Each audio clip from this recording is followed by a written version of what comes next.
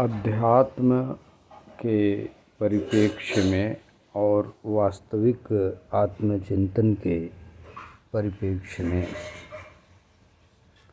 पूरे विश्व को आज एक बात अवश्य समझना चाहिए कि वास्तविकता क्या है, ट्रुथ सत्य क्या है और सतत चलने वाला शाश्वत क्या है।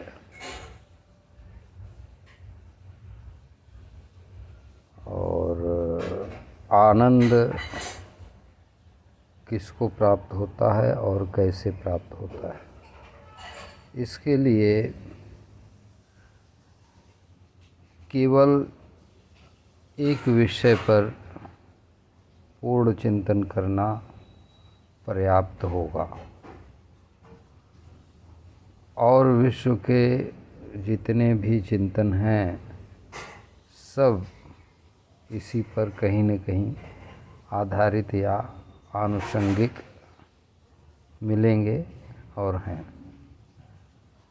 जैसा कि आप देख रहे हैं यहाँ थंबनेल में कि आई वर्सेस एआई।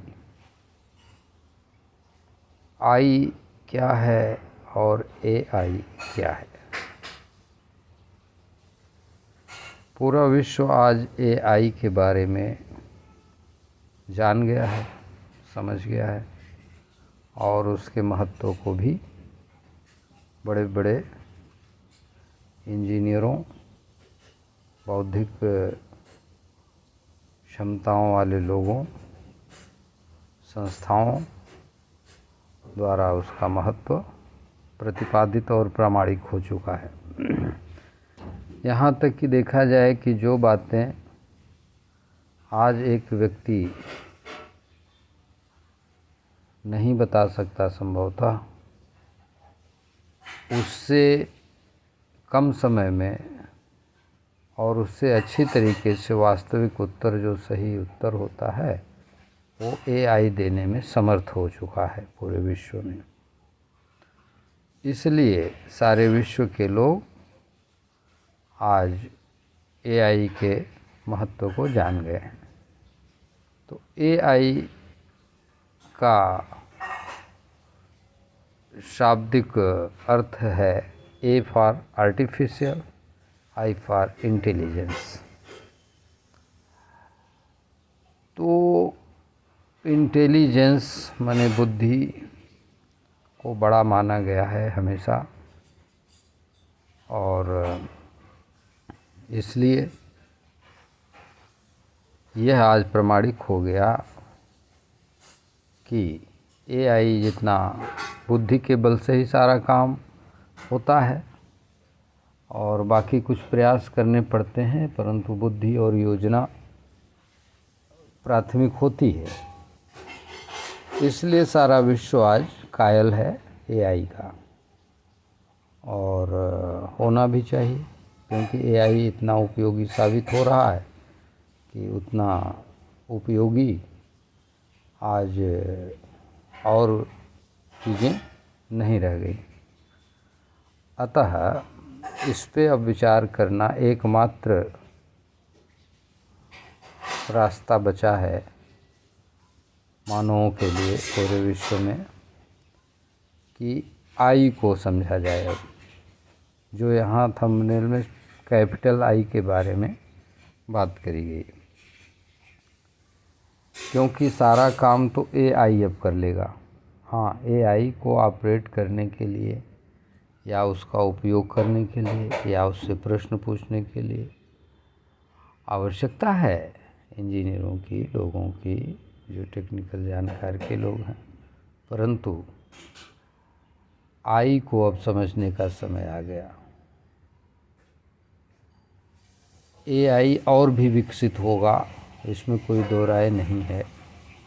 अतः आई को जानना बहुत आवश्यक है। आई जो होता है उसका तात्पर्य पूरे विश्व में मैं के अर्थ में किया जाता है। आई का मतलब होता मैं, माने सेल्फ। तो मैं कौन हूँ और मैं जो हूँ माने आई जो है, उस आई को जान लेने के बाद तब जो है तुलना करनी चाहिए ए आई के साथ। और क्योंकि विश्व में बहुत सारे देश हैं और तो भाषाएं तो विभिन्न होंगी, इसमें कोई दो राय नहीं। हजारों भाषाएं हैं, सैकड़ों देश हैं और परंतु उन सब में एक चीज़ कॉमन है जो चल गया है एआई, राइट। लेकिन एआई कॉमन है, अब कंपेयर यहाँ पे हो रहा है, उसी तरह आई भी सब जगह कॉमन है। ये समानता दोनों में हुई। जो आई है, जो मैं है, वो व्यापक अर्थ में एक कोई व्यक्ति, एक कोई प्राणी, एक कोई जीव नहीं है, बल्कि आई जो है वह एक चेतन है। अब देखिए यहाँ पे अंतर समझिए, आई जो है चेतन है और ए आई अचेतन है। यह एक बड़ा भारी अंतर हो गया। आई जो है चेतन है और ए आई जो है अचेतन है। आई जो तत्व है वो सर्वव्यापक, जड़ में भी मौजूद रहने वाला और चेतन में भी मौजूद रहने वाला और सर्वत्र व्याप्त रहने वाला एक सार्वभौमिक, मतलब जो सर्वत्र व्याप्त रहने वाला एक तत्व है, आई जिसको कहते हैं। और उस आई को वास्तव में सबसे बड़ा क्रिएटर कहते हैं और जिसको ब्रह्म नाम से उपनिषदों में बताया गया है और जिसका अध्ययन वर्तमान के वैज्ञानिक और वैज्ञानिकों ने बड़े पैमाने पे किया है और कर रहे हैं और करना भी चाहिए। आई क्या है और अपने अंदर आई है यानी मैं, परंतु व्यक्ति केवल शरीर को आई समझ करके संकीर्णता करता है, क्योंकि आई वो केवल उसका एक शरीर किसी व्यक्ति का नहीं है, बल्कि आई वो तत्व है जो प्रत्येक व्यक्ति के शरीरों में है और शरीरों के बाहर भी है और पहले भी रहा है, आज भी रहेगा, आज भी है और आगे भी रहेगा। उस तत्व को ब्रह्म तत्व कहते हैं। अब जब ब्रह्म तत्व की चर्चा होती है, उसी समय प्रारंभ होता है तमाम लिखी हुई, पढ़ी हुई और कहीं न कहीं पूर्वाग्रह भी यहीं से शुरू हो जाता है लोगों में, जो अंतर करता हुआ, भेद करता हुआ और ऐसे करता हुआ चला जाता है, जिसकी वजह से भेद माने अंतर, भेदभाव, ऊंच नीच, जाति पाति और अपना ये रिलीजन्स की मान्यताएं और बहुत सारी चीज़ें शुरू हो जाती हैं। इसको प्रपंच कहते हैं। आई जो है वो शुद्ध तत्व है, उसमें कोई प्रपंच नहीं है। पूर्वाग्रह से और AI से ऊपर वो आई तत्व है। इसी तत्व को सबको जानना चाहिए और इस तत्व को जाने बिना अब विश्व कभी AI को कंट्रोल करे या AI से मनुष्य का जो माइंड है वो जीते, ये असंभव बात है। यह असंभव बात है, क्योंकि आई के बिना AI को कंट्रोल नहीं किया जा सकता और न तो आई के बिना AI को और अपेक्षित डेवलप किया जा सकता है।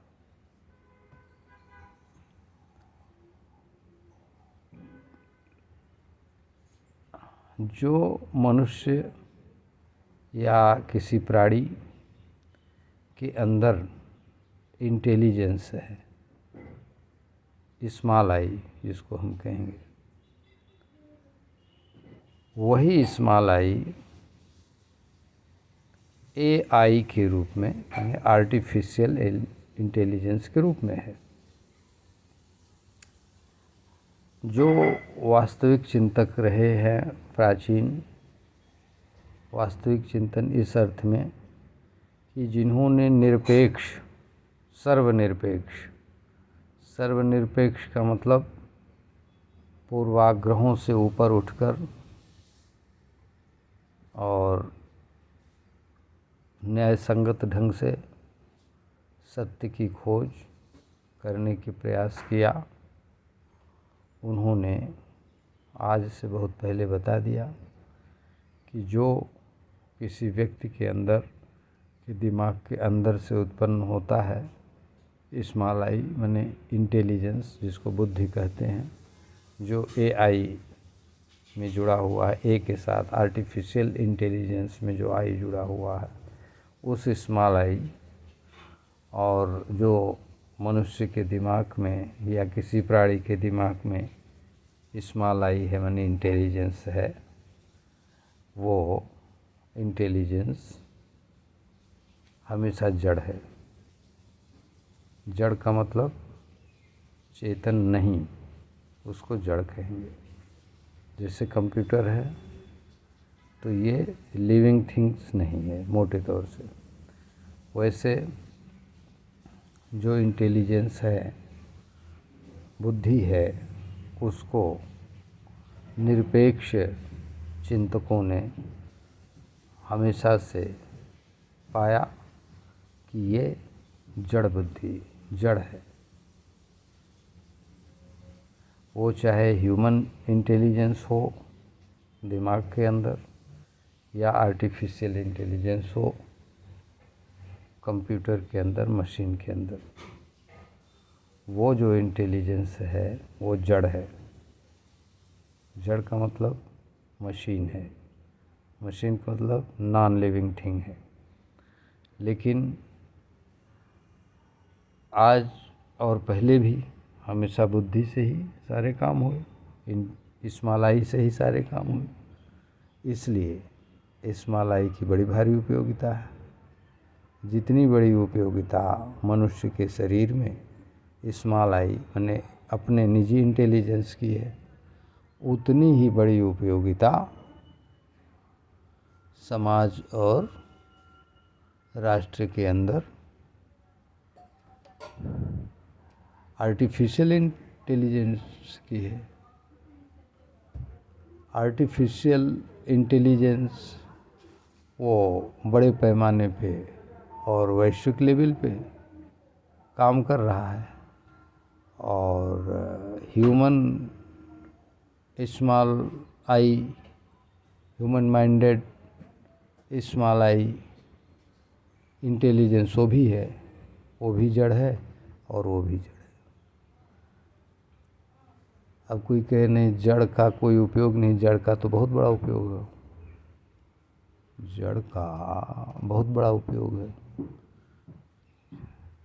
जैसे जड़ चीज़ों में चेतन चीज़ निवास करता है, जैसे होम, हाउस, घर जड़ है, लेकिन तो जड़ में ही चेतन निवास करता है।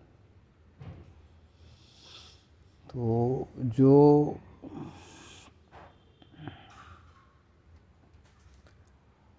उसी प्रकार से इंटेलिजेंस स्मॉल आई का बहुत उपयोग है,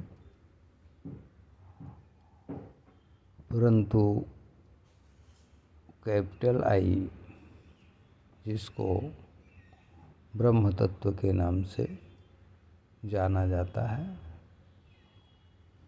उसको जानना केवल यही काम इंटेलिजेंस के वश के बाहर है, और सारा काम बुद्धि जान सकती है, मशीनें कर सकती हैं। लेकिन केवल एक कार्य ऐसा है जिसको एआई कभी नहीं कर सकती और कभी आगे कर नहीं पाएगी, न आज कर सकती। वो है स्मॉल आई माने इंटेलिजेंस के द्वारा, चाहे ह्यूमन बीइंग के अंदर इंटेलिजेंस हो वाली, और चाहे मशीन के अंदर जो मशीन लर्निंग या LLM या और कोई बने, वो कभी भी कैपिटल आई को नहीं जान सकती। चिंतनशील मनुष्यों के लिए बस एक ही काम करना उनके जिम्मे बच रहा है, बाकी सारा काम एआई अब कर देगा। ऐसा कोई काम अब नहीं बचेगा जिसको एआई न कर देगा, सब कर देगा। एक काम केवल एआई नहीं कर पाएगा, मनुष्य मात्र को ही करना चाहिए।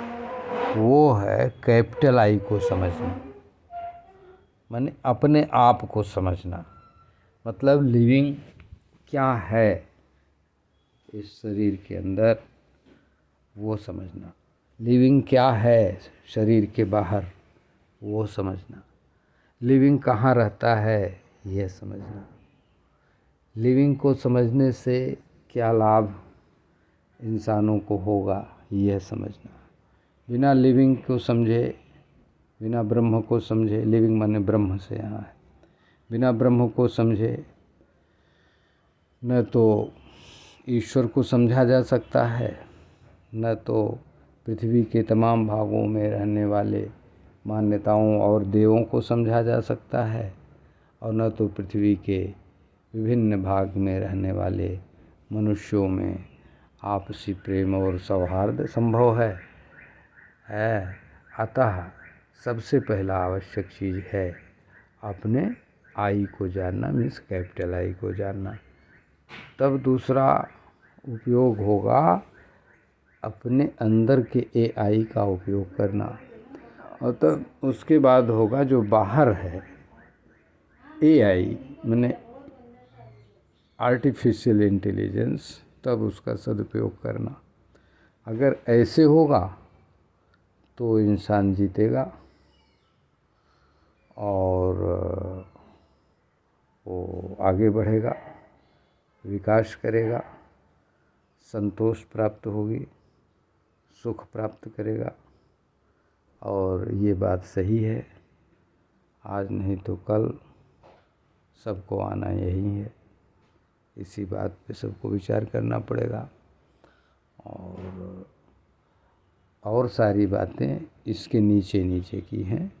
तो आज इस विषय पे आई वर्सेज एआई पे वास्तविक मूल चिंतन किया है, और इसके बाद इस विषय पे और भी चिंतन होगा।